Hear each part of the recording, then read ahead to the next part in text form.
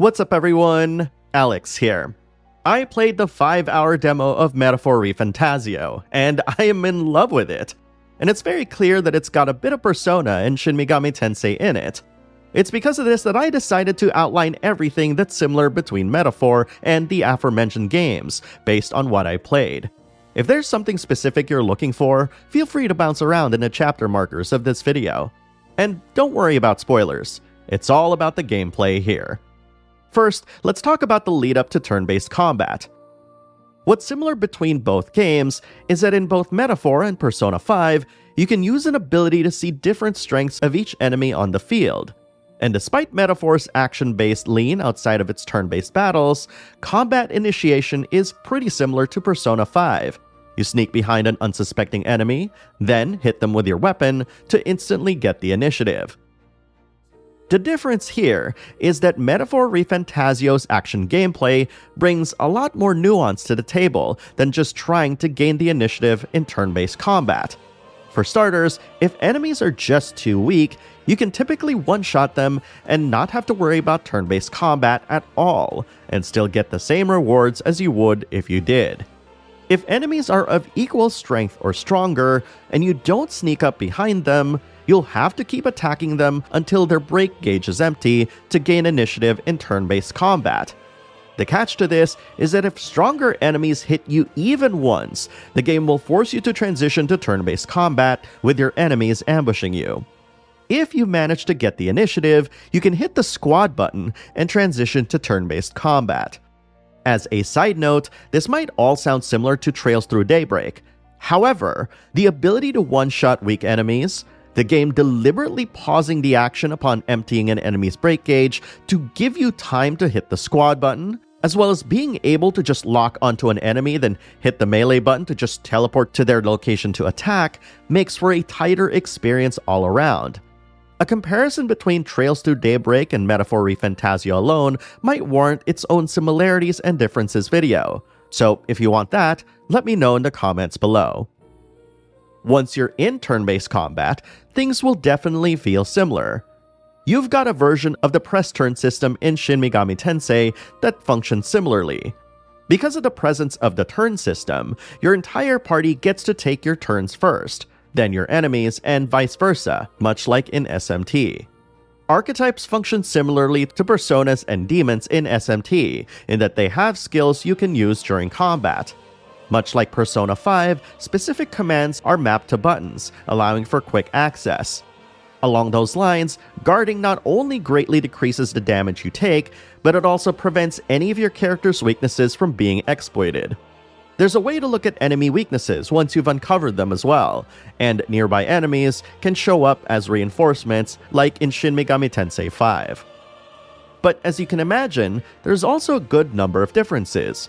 Your characters can be quickly positioned to the front or back rows, which play a big part in how certain skills work. For example, there was one boss fight with a monster that kept attacking everyone in the front row. By moving everyone to the back row before this attack hits, the boss would miss their attack completely. Characters in the front row will deal more melee damage, while characters in the back row will deal less melee damage. Magic and other types of ranged attacks are unaffected. You cannot change your character's archetype while in combat, and by comparison, Persona's main character can switch between different personas. Because you're able to pass turns to another character, you'll spend half a turn icon as payment. Speaking of, there's one new status effect that affects how turns are spent. Anxiety is a brand new status effect where an enemy that attacks a character afflicted with this will not spend a turn. This has the added effect of not being able to control archetype skills. You have a chance of getting anxiety when you're ambushed into battle or when you receive a critical hit from an enemy. Additionally, there are two types of status effects in Metaphor: physical and mental. The most important detail to remember here is that physical status effects do not end after the battle is over. Things like poison, burns, and frostbite are just some examples of physical status effects. The new synthesis system lets you use combo skills between two archetypes that spend 2 turn icons when activated. Let's take a look at a few systems that you'll be dealing with outside of combat. While I won't go into detail as to why this exists, Metaphor also has a popularity rank that's similar to Persona 5. While Persona 5's ranking numbers are really just dictated by the main story, Metaphor's popularity rankings might be improved by helping people out, whether through side quests or increasing follower ranks. An added perk to this is that coronation rocks scattered across the land will accumulate Magla daily based on your popularity rank, which is a great way to get more Magla.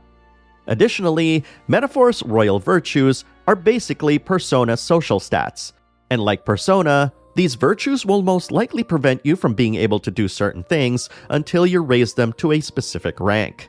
Metaphor does have a social link/confidant equivalent in the follower system, which also keeps track of your friendship with them and has different ranks with different perks upon reaching them. Unlike Personas, however, establishing a new follower also unlocks a new archetype for you to study, and doing certain side quests might even unlock new archetypes for you.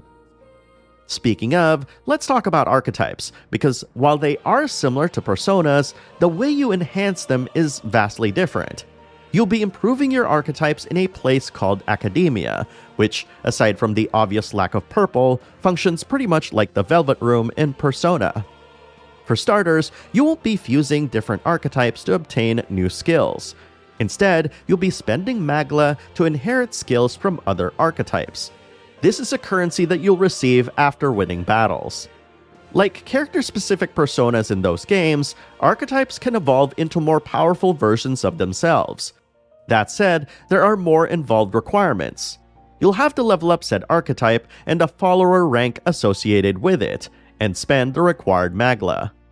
Unlike modern entries of Persona, where characters are locked down to one specific persona, you can assign different archetypes in Metaphor. Your archetype determines your melee attack range. The different kinds of melee attacks are slash, piercing, and blunt. The elements, for the most part, are similar to Persona. Another thing that's similar between Persona and Metaphor is the passage of time. Both games have distinct times of day that determine when certain things are available and how much time passes. What's different about Metaphor is that you'll be traveling to far-off distances as opposed to staying within city limits like in Persona. And the further you travel, the more days you'll spend on the road. This is important because both games have deadlines for their specific main story objectives. That said, Metaphor's objective deadlines seem to be tuned appropriately to accommodate travel time, so I expect this to wind up being similar to Persona in the end. Overall, I feel that the Metaphor demo does a fantastic job of not just establishing the world, albeit slowly within the first 45 minutes, but also teaching you the various systems that have received slight tweaking and modifications. While some might complain about the fact that Metaphor does have a lot of Persona and SMT's DNA, this makes for a smooth transition to a brand new way of thinking when it comes to its new systems. Metaphor systems are different enough that it makes it feel fresh and new. But more importantly, I think that the connection between SMT, Persona, and Metaphor is a deliberate design choice, and I have this weird feeling that Metaphor's story will clarify that idea. I'm not saying that they all exist in the same world, but maybe Metaphor ReFantazio might have been designed with the notion that it's the perfect complement to both Persona and SMT, which makes sense given that Metaphor feels like the most logical progression from the other two series. At any rate, I've talked long enough, and I want to hear what you think. Have you played the Metaphor ReFantazio demo? If so, what did you think of it? Post your thoughts in the comments below and let's talk about it.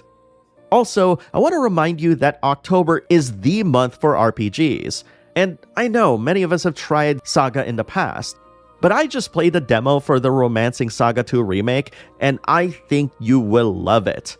Fancy me saying that about a Saga game. I also have a review of Beyond Galaxyland, which is out of this world meets turn-based RPG. You can find them all right here, so go check them out. Thank you very much for watching, everyone, and I'll see you in the next video.